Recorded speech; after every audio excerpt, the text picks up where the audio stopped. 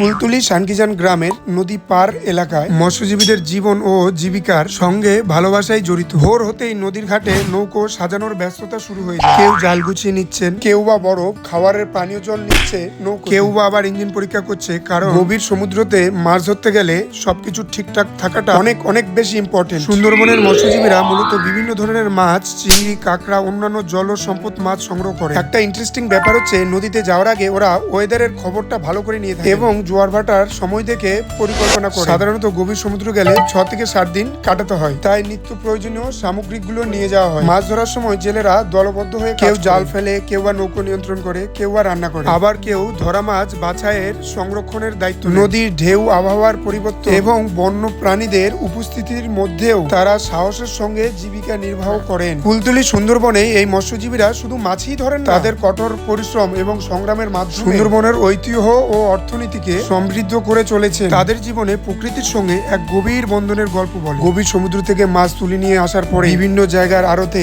তারা মাছ দিয়ে থাকেন এবং সেই মাছগুলো বিভিন্ন রাজ্যে, বিভিন্ন দেশে চলে যায়। এটা হচ্ছে সুন্দরবনের মৎস্যজীবীদের ছোট্ট একটি গল্প। নেক্সট ভিডিওতে আবার ফিরবো সুন্দরবনের বড় গল্প নিয়ে। তার আগে আমার ইউটিউব চ্যানেলটিকে সাবস্ক্রাইব করে রাখো।